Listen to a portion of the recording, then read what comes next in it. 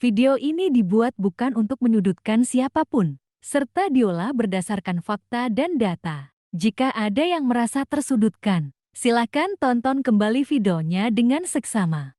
Sweet sweet, aduh makin mesra aja nih. Tuh, lagi rame nih beritanya di 2 hari ini dari kemarin nih. Pak Jokowi nih disupirin lagi nih sama Menteri Pertahanan Prabowo Subianto kemarin nih di pabrik apa tuh? Pabrik senjata PT Pindad di Bandung. Dan ini bukan yang pertama kali loh. Waktu kemarin bulan Juli kemarin itu di Malang, Bu Iriana sama Pak Jokowi disupirin juga sama Pak Prabowo naik rantis maung. Maung atau mau ya? Buatan Pindad. Nah, kalau kayak gini nih, ini kayaknya makin mesra, makin dukung-mendukung. Kira-kira ada apa ya? Ada apa-apanya? Iya maksudnya gini kan calon presiden tuh banyak, menteri juga banyak, bukannya Prabowo aja. Kok kayaknya Pak Jokowi tuh deket sama Prabowo. Kemarin aja tuh dari Jakarta ke Bandung naik kereta sama Pak Prabowo juga. Terus naik mobil juga disupirin. Terus apa lagi? Coba banyak kan nanam padi segala macem. Ya nggak apa-apa, emang kenapa sih? Ya nggak apa-apa, cuma kan agak agak gimana ya ngelihatnya nakal-nakal, agak kepo juga sih. Apa jangan-jangan mungkin ada pesan-pesan, ada titipan Pak Jokowi yang akan berakhir masa jabatannya sebagai presiden untuk calon yang mungkin dianggap kuat? Ya kalau hanya sekedar titipan, titip menitip kan nggak apa-apa. Titip ya ini, titip ya itu kan nggak apa-apa. Emang kenapa? Ada yang salah dengan titip menitip? Ya nggak ada. Harusnya ini kan ada 3 kandidat calon presiden nih, ya nggak? Kan ada Pak Anies, ada Pak Ganjar, ada Pak Prabowo. Ya mbok ya agak balan-balan gitulah. Ini sama Anies kan nggak terlalu gimana ya? Ya namanya orang yang disayang, nggak mungkin semuanya disayang semua. Maksudnya Ya disayang pasti apa ada nih? yang paling dicintai. Nggak Maksudnya mungkin dia ini semua. Ya wajar-wajar aja kalau orang seneng, orang sayang, orang jatuh cinta. Ya ke satu orang. jadi emang bener sayang, emang bener-bener suka. Jadi sama yang lain, yang 2 lagi nggak suka gitu, nggak Nah kurang kalau sayang. soal itu, kalau soal konteksnya 3 capres ya nggak tahu. Ya kan orang kan sekarang nih, ini kan udah mau musim-musim kampanye nih ya, udah mau musim-musim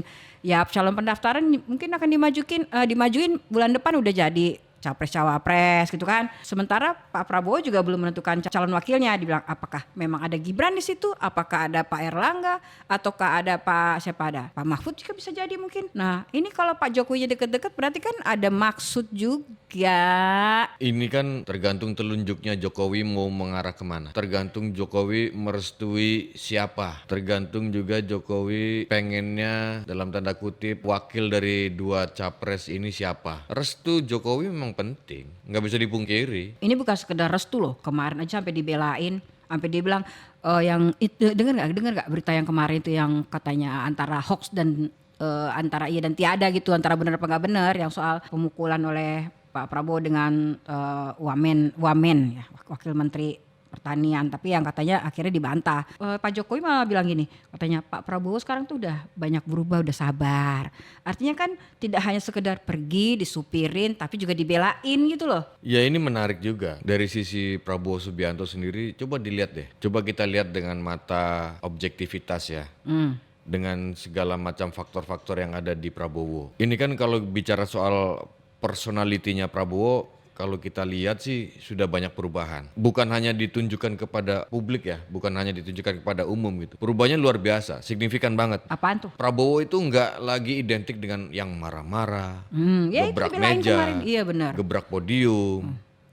Lempar handphone. Nah, gitu. makanya coba dilihat deh, timelinenya dilihat. Dari pemilu 2019 ketika kampanye dulu gebrak-gebrak podium, kemudian diajak masuk kabinet oleh Pak Jokowi, ada Iya, lagi kan? pertahanan. Nggak pernah sih. Nah, artinya apa? Ini ada perubahan yang signifikan di Prabowo. Berarti udah banyak perubahan ya. Kalau dari sisi apa ya, marketing, ada perubahan branding di Prabowo. Yang tadinya marah-marah, yang tadinya temperamen, sekarang berubah menjadi lebih ke penyayang, peduli, kira-kira begitu. Jadi Nah, darah militernya udah nggak terlalu keras darah gitu ya. militernya ada, tetap ada. Mantan Danjen Kopassus Ya ya. lihat aja kan, beberapa kali tampil di depan misalnya Purnawirawan atau di depan mantan-mantan anak buahnya yang dia kumpulin masih berapi-api. Ya ini makanya kemudian bisa dikatakan bahwa ini turning point-nya Prabowo. Waktunya sekarang nih ya. Bukan, turning point-nya Prabowo bahwa perubahan tadi itu yang dari marah-marah kemudian menjadi penyabar, misalnya menjadi orang yang peduli, menjadi orang yang penyayang. Menjadi pertanyaannya adalah apakah perubahan Prabowo ini menjadi salah satu arahan Presiden Jokowi untuk menjadi lebih orang yang menjadi lebih sabar, Lebih wise gitu ya. lebih bijaksana.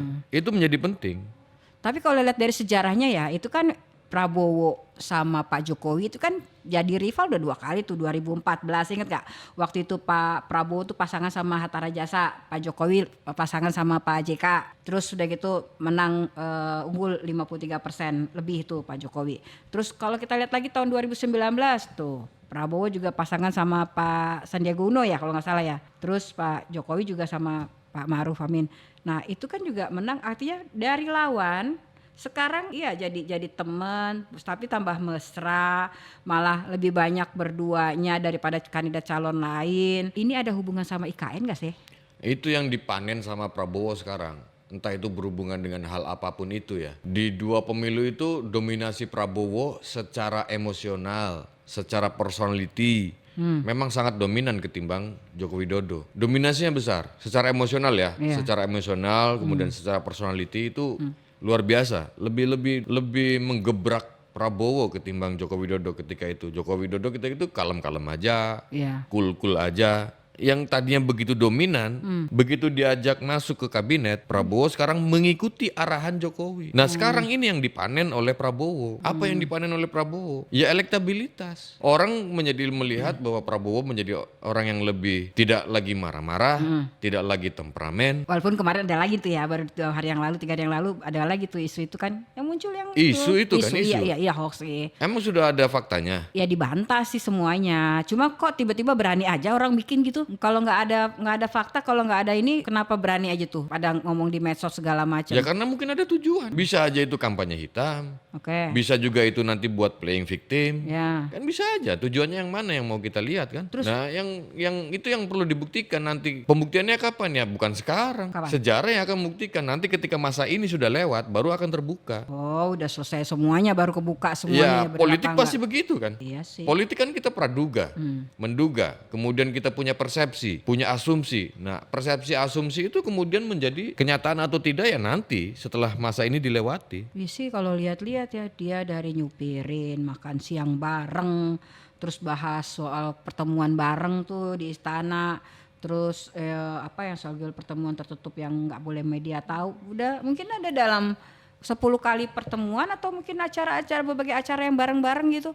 Prabowo sama Jokowi, belum lagi nih tambah lagi orang-orang pendukungnya Gibran yang dukung Prabowo waktu dia ke Solo, Gibran ikut makan siang bareng sama Prabowo. Nah, ini kemarin juga nih Projo pendukungnya Jokowi, dia dukung Prabowo. Dia bilang katanya variabel yang menentukan kemenangan itu harus dengan relawan yang militan. Nah, sekarang relawan militannya Jokowi udah pindah ke Prabowo, kata ketuanya nih. Bisa jadi kan berarti dukungannya tambah banyak. Nah sementara kan hasil survei menentukan selama ini bahwa ya jujur aja sih, lihat aja hasil survei Prabowo menempati yang peringkat pertama kan dari 3 calon presiden itu. Ya kalau bicara soal hasil survei, hasil kertas, Anies urutan ketiga, kenapa kok ditakuti? Urutan ketiga kok kenapa harus ditakuti sama yang lain? Iya. Urutan ketiga doang. Iya. Kenapa harus ditakuti? Yang perlu iya. ditakuti itu nomor 1, nomor 2. Kenapa nomor 3 ditakutin? Itu perkara soal survei. Tapi kalau misalnya Jokowi nih, ini kan udah deket-deket sama Prabowo nih. Ini kira-kira nanti Prabowo itu mau sama Gibran atau dengan Pak Erlangga atau dengan Pak Mahfud atau Pak Sandiaga Uno mungkin nggak ya? Nggak mungkin ya. Udah selesai kemarin ya. Dengan calon cawapres lainnya atau bagaimana? Kan itu pasti dengan kalau misalnya ada restu dari Pak Jokowi juga dong nantinya kalau memang mau dibela-belain gitu. Sementara kan rule-nya PDIP udah jelas.